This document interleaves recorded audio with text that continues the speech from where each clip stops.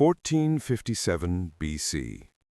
The sun, the burning eye of Ra, hung suspended above the granite pillars of the Temple of Karnak. Its searing heat poured down upon the capital city of Thebes, turning the paved streets into shimmering rivers of heat haze. The Nile, the eternal bloodstream of Egypt, flowed lazily, deep blue and forgiving. On its banks, farmers bent their backs to harvest the grain, their tunics drenched in sweat, humming ancient work songs passed down through generations. To their eyes, the world seemed immutable. The prosperity of Egypt stood like a pyramid, solid, unshakable, and everlasting. But they were wrong. Deep within that tranquility, a storm was brewing, not from the sky, but from the hearts of men. And that storm was racing toward Thebes with the speed of a war horse ridden to its death. The sacred silence inside the great royal hall was suddenly torn apart. Heavy cedar doors burst open, letting a blinding shaft of outside light cut through the cool, reverent shadows of the court.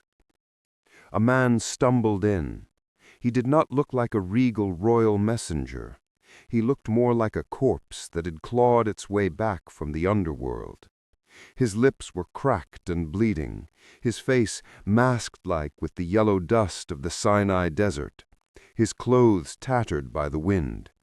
He collapsed before the throne, his chest heaving violently, his breath hissing in painful gasps like the bellows of a forge. "Your Majesty, my lord!" High upon the throne, Thutmose III sat motionless. He was young, very young. In the eyes of the elderly courtiers standing in the shadows, they doubted him. They thought him a paper lion, a king who had never tasted the metallic tang of blood on a battlefield. But today, the lion would open his eyes. "Speak," Thutmose commanded. His voice was not loud, but it was deep and resonant, rolling across the cold stone floor to where the trembling messenger lay. The man swallowed hard, trying to lubricate his parched throat. "Kadesh, the king of Kadesh, has rebelled. He has united the kings of Canaan and Syria, 330 kings, your Majesty, 330 swords are pointed at Egypt." The court held its breath. Panicked whispers began to slither through the room like vipers. Thutmose remained still, but his fingers, adorned with gold rings, began to tap rhythmically on the armrest of his throne. "Where are they?" Thutmose commanded. "Megiddo," the messenger whispered the fated name. "They are gathering at the fortress of Megiddo. They say Egypt has no true ruler, that the new pharaoh is but a child with milk still on his lips. They will flood our borders. They will burn Thebes." Megiddo. The name rang out like a curse. It was the throat of the world, the crossroads of every major trade route connecting Egypt to Mesopotamia. He who held Megiddo held the windpipe of the ancient world. To lose Megiddo was to lose everything. Thutmose stood up, his shadow stretched long, engulfing the messenger. He descended the steps, the gold jewelry on his chest clinking together, a cold, sharp sound. He did not scream in rage like a madman. He smiled, a cold smile that made the old vizier standing nearby shiver. "A child?" Thutmose repeated, his voice laced with lethal danger. He walked to the great window, his dark eyes gazing out at the rolling Nile. "Vizier!" Thutmose turned sharply, his cape snapping in the air. "I am here, your Majesty." "Draft no letters of negotiation. Thutmose's eyes glowed like embers. Light the fires, light the signal beacons along the Nile, from Thebes to Memphis, from Lower Egypt to Upper Egypt. Summon every man who can hold a spear, summon every man who owns a horse. He drew the short sword at his hip, the polished bronze blade reflecting the torchlight. Tell the people, Pharaoh does not go to defend the land. Pharaoh goes to hunt, and the beast at Megiddo shall be a sacrifice to Amun. That night, Egypt did not sleep. Along the longest river in the world, torches were lit one after another, forming a dragon of fire winding through the darkness. The news traveled faster than the wind. Farmers dropped their sickles and rummaged through old wooden chests to find their fathers' spears. Blacksmiths kept their fires roaring through the night, the rhythmic clang of hammers on anvils beating like the waking heart of a nation. At the barracks outside Thebes, 10,000 soldiers were gathering. It was a chaotic, vibrant sea of humanity. There were Nubian archers with skin like obsidian, carrying bows taller than themselves. There were skilled charioteers, and there were young boys smelling the grease of weapons for the first time. In that noisy crowd sat Menna, an 18-year-old boy. He sat on the ground, his hands trembling as he tried to tie his sandal straps. Sweat drenched his forehead, even though the desert night wind blew cold. "Scared?" a raspy voice asked from beside him. Menna looked up, startled. It was Nacht, an old veteran with a long scar running down his cheek, a souvenir from the wars of Queen Hatshepsut. He was casually sharpening his spear tip. I've never been further than Memphis," Menna confessed, his voice small, ashamed of his weakness. "They say the enemy is as numerous as locusts, that their horses could drink a river dry." The veteran chuckled, a dry sound like snapping twigs. He slapped the boy hard on the shoulder, a sting that was oddly reassuring. "Then open your eyes wide, boy. We're going to a place where even gods bleed. But fear is what kills you first. Save your strength."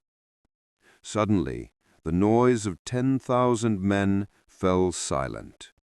From the city gates, the royal trumpets tore through the night, majestic and urgent. On a chariot of solid gold, Thutmose III appeared. He wore no heavy ceremonial crown. On his head was the blue kepresh, the war crown. His hands gripped the reins, his back as straight as a drawn arrow. No long speeches were needed, no promises of gold. Thutmose simply raised his sickle-shaped khopesh sword to the sky, the blade slicing the moonlight. And 10,000 men, from the scarred veterans to the recruits like Menna, screamed as one, shaking the very earth beneath their feet. "Egypt, eternal!" The giant war machine had begun to roll. Dust rose to obscure the stars. Their target was singular: Megiddo.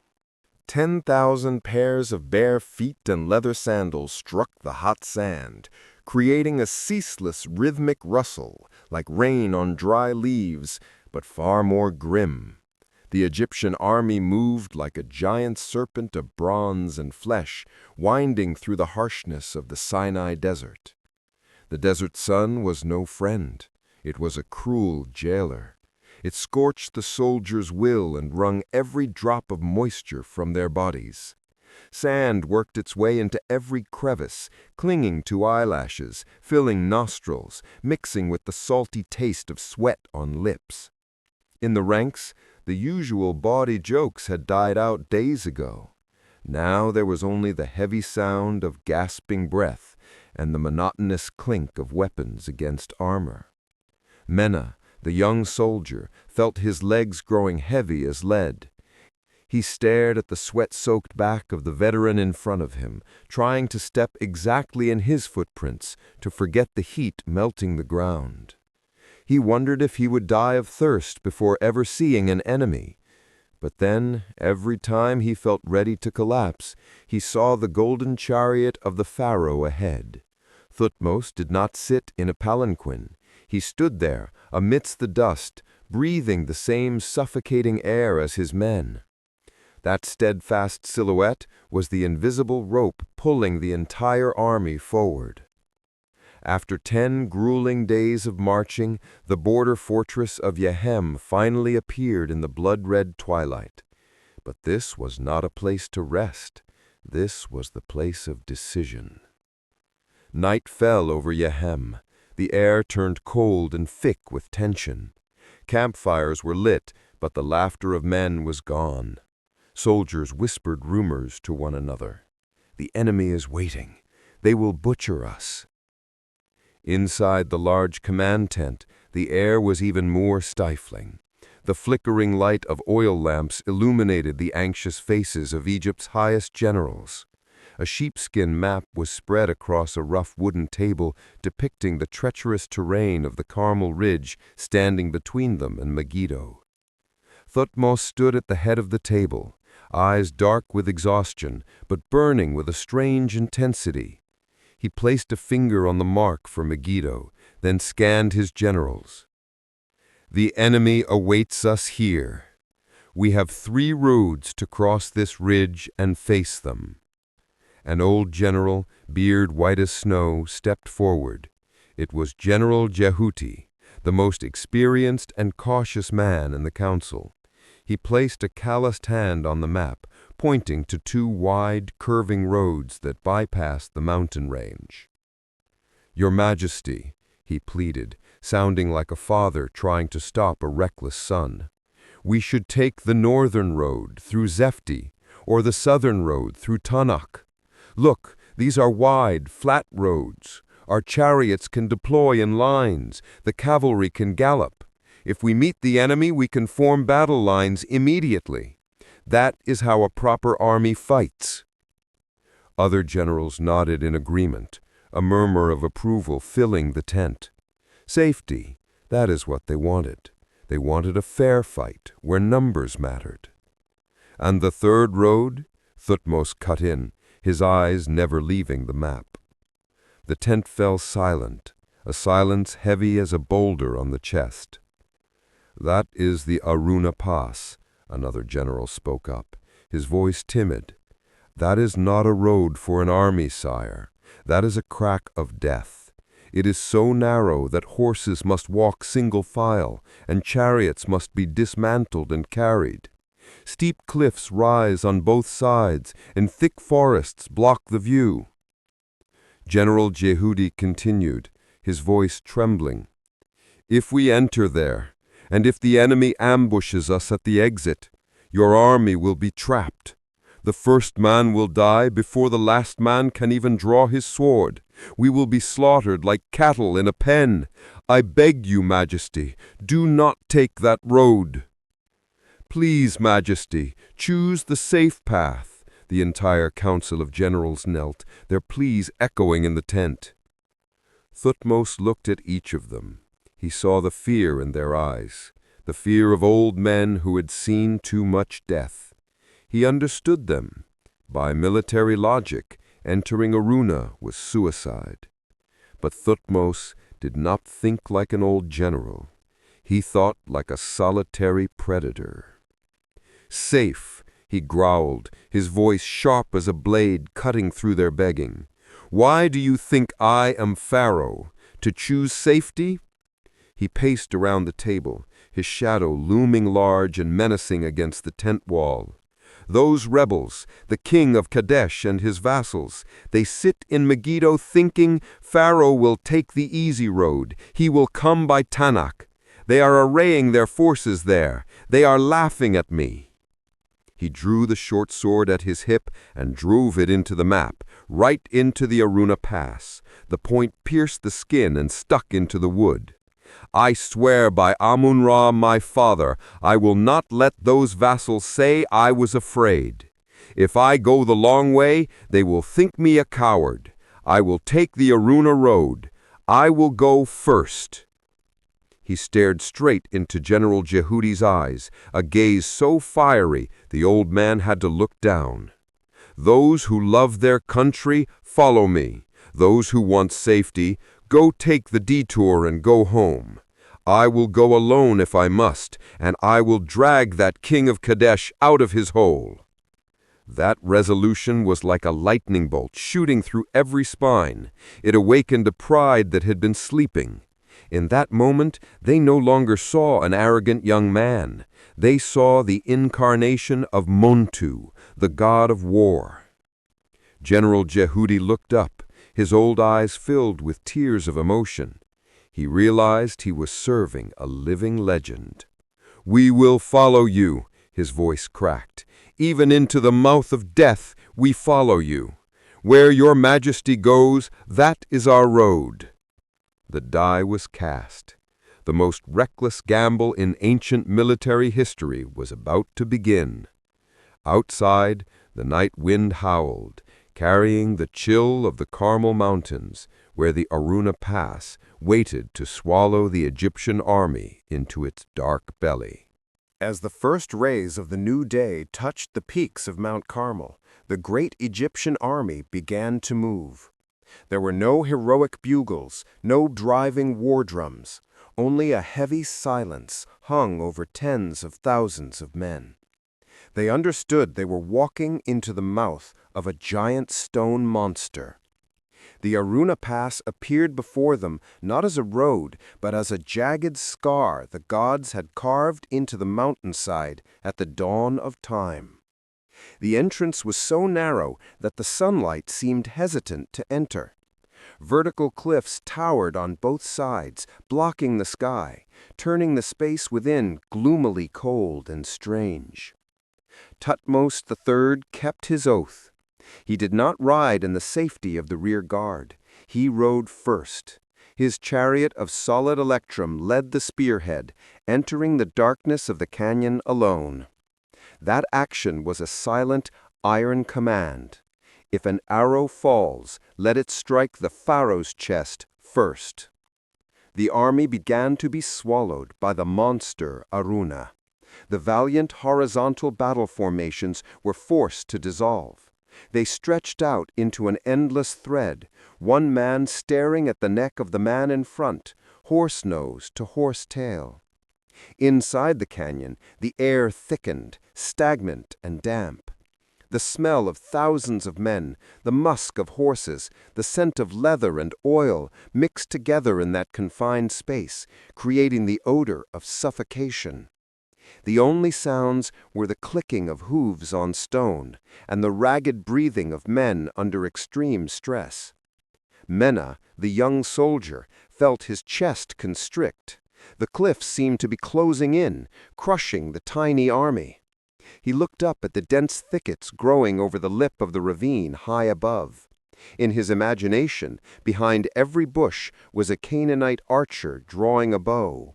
Just one boulder rolled from that height would split the army, cause panic, and leave them to be butchered like rats in a trap. "Don't look up," Noct, the veteran behind him, whispered, his voice harsh but shaking. "Look at the path. If you trip, the army will trample you." Time in the canyon passed with cruel slowness. An hour felt like a day. Psychological tension eroded their strength faster than any desert march. Every time a bird burst from a bush in panic, hundreds of hands instinctively tightened around sword hilts, hearts pounding against ribs. Thutmose kept moving forward. He stood tall in his chariot, eyes constantly scanning the terrain, but his back never bowed. His calm radiated backward like a sedative. If the living God was not afraid, they were not allowed to be. And then the miracle of recklessness happened. No arrows fell. No rocks rolled down. The silence of Aruna was not the silence of a trap, but the silence of emptiness. The king of Kadesh, in the ultimate arrogance of a man who believed in conventional warfare, had massed his entire force on the two wide roads to the north and south. He had left this death trap unguarded, believing no madman would march an army through a goat path. He had underestimated Thutmose. He gambled his kingdom, and he lost. Suddenly, light exploded ahead. A strong wind hit the faces of the lead soldiers, carrying the scent of grass and damp earth. "The valley! We are out!" The cry started as a whisper and grew into a roar of exhalation. Thutmose spurred his horses out of the narrow mouth. Before him, the Jezreel Valley opened up, vast, endless, and green. The Kinna Brook wound sparkling under the midday sun. And most importantly, right there, not far away, the fortress of Megiddo stood tall, completely caught off guard. The Egyptian army poured out of the canyon like a dammed flood finally released. Soldiers collapsed onto the grass, gulping down the air of freedom. They laughed, they wept, they slapped each other on the back. They had walked through the realm of death and returned whole. From high ground, Thutmose looked down on the southern plain. He saw clouds of dust far away. That was the Canaanite coalition army. They were still deployed on the Tanakh road, waiting for an enemy that would never arrive. A haughty smile played on the lips of the young pharaoh. He had outwitted the most powerful coalition in the ancient world. He had turned the disadvantage of terrain into his deadliest weapon. "Form ranks," Thutmose commanded, his voice booming. "Tonight we camp right under their noses, and tomorrow we teach them a lesson in the art of war." That night, the Jezreel Valley did not sleep. Thousands of campfires from the Egyptian lines burned like a galaxy fallen to earth, staring directly at the dark walls of Megiddo. Across the lines, the Canaanite coalition was in chaos. They had to march frantically through the night from the south to face the Egyptian ghost that had suddenly appeared at their doorstep. The arrogant confidence of the king of Kadesh had shattered like a clay pot dropped on stone. Day 16, month of Pachon, year 23 of Thutmose III. Dawn broke. The sun slowly crested the eastern mountains, casting its first rays onto the dew-soaked valley. But the brightest thing this morning was not the sun. It was Thutmose III. The young pharaoh stood in a chariot plated with electrum, a precious alloy of gold and silver. When the sun hit the metal, his entire being blazed like a living torch, blinding to behold. He wore no heavy armor to hide his face. He wanted the enemy to see him, the face of a war god hungering for retribution. "Look," Menna whispered, gripping his spear until his knuckles turned white. "He looks like the avatar of Montu." Beside him, tens of thousands of Egyptians held their breath. The fear of previous days had evaporated, replaced with adrenaline boiling in their blood. They knew victory was within reach. They had the element of surprise. They had the position. And most importantly, they had a king who dared to lead. Thutmose III drew his chopesh, the curved blade flashing cold steel. He did not scream. He simply lowered the tip of his sword, pointing straight at the disorganized enemy lines. It was a command for annihilation. Trumpets blasted in unison, tearing the morning calm. And then the earth began to shake. Imagine the sound of an earthquake, not from below, but from thousands of chariots charging at once. The sound of bronze-rimmed wheels grinding on gravel, the thunder of hooves like rain on a tin roof, the snap of reins. It all merged into a symphony of death. The Egyptian wing crashed down the slope like a landslide. In the center, Thutmose III led the spearhead.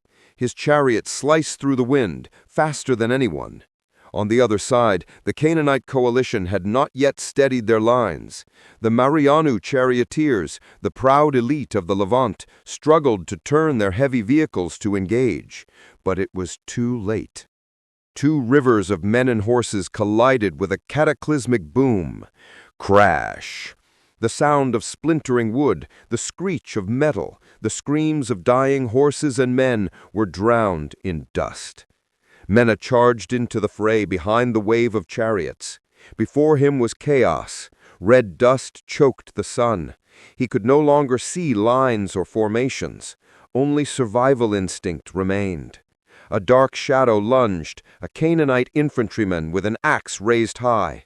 Menna screamed, thrusting his spear forward on reflex. The bronze tip pierced leather armor. The enemy crumbled.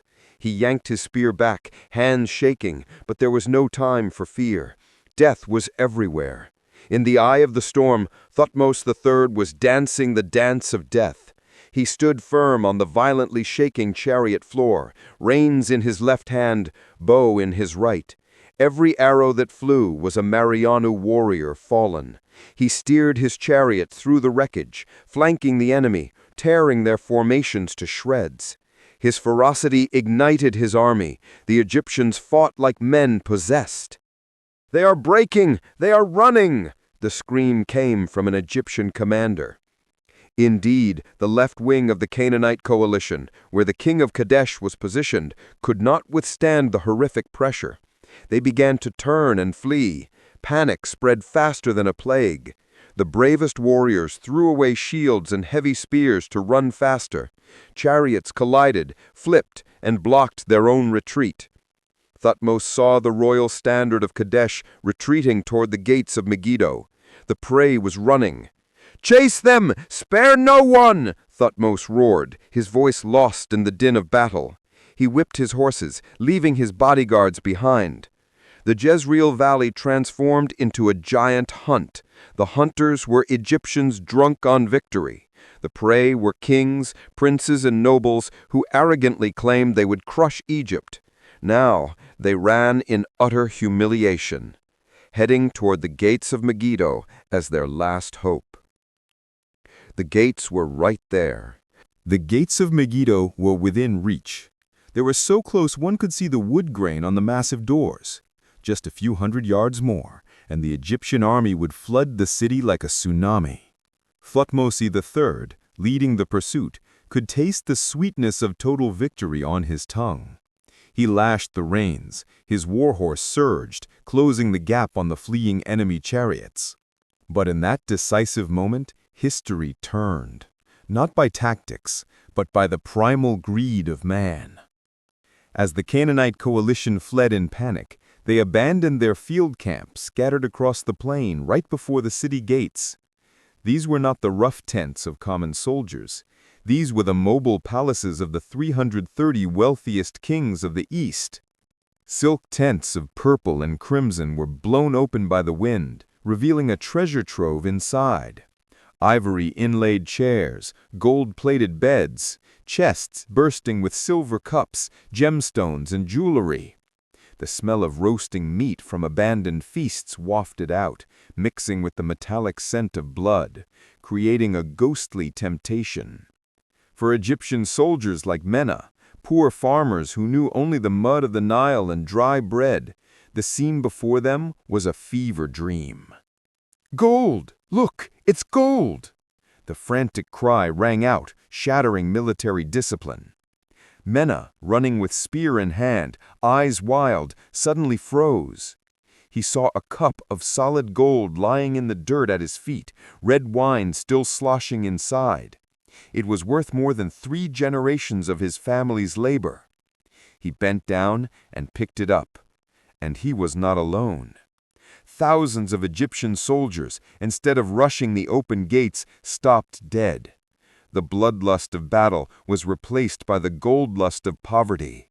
They threw down their weapons. They dove into the luxurious tents like vultures tearing at a carcass. They fought each other for embroidered cloaks, tugged at silver statues.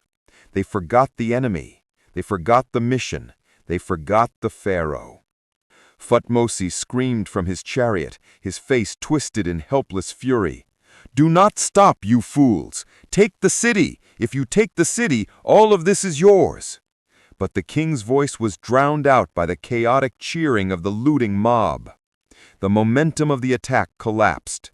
The mighty war machine instantly turned into a disorganized rabble of thieves. That fatal delay saved the Canaanite alliance. The defeated kings, led by the king of Kadesh, reached the foot of the walls. But alas, the massive timber gates were barred shut. The garrison commander inside, seeing the flood of Egyptians approaching, panicked and sealed the city, locking his own kings outside. He would rather sacrifice the kings than let Megiddo fall. "Open! Open in the name of the king!" the king of Kadesh screamed, pounding his fists until they bled against the rough wood. Around him, the remnants of his army crowded, screaming in despair, as the Egyptians, though slowed, were still coming. There was no way back. From the high ramparts, the defenders improvised a pathetic solution. They lowered ropes. Not having enough ropes, they tied clothes together, tunics, scarves, sashes, making patchwork lifelines. A scene both comical and unprecedentedly humiliating in the history of war unfolded. The most powerful kings of the Levant, men who that morning had ridden gold-plated chariots in pride, now had to abandon their armor and cling to these ropes of laundry. They were hauled up the limestone walls like sacks of grain. Their legs dangled in the air, limbs flailing, buttocks banging against the stone wall.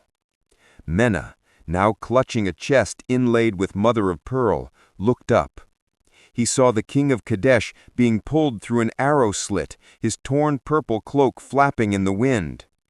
By the time the Egyptian soldiers snapped out of it and grabbed their weapons to rush the walls, it was too late. The last enemy had been hauled up. The limestone walls of Megiddo now stood tall and cold, slamming the door on any hope of a lightning victory. Thutmose III rode his chariot toward the soldiers huddling over their loot. He said nothing. He only looked at them with eyes colder than death. He looked at the soldiers rejoicing over a few bars of silver, then looked up at the sealed gates. He knew the price for this silver would be high. It would not be paid in gold, but in time and blood. You dropped the crown to pick up dust. Now put away that gold cup and pick up a shovel, because we are not going home anytime soon. The golden opportunity was gone. The blitzkrieg was over. Now the brutal siege began.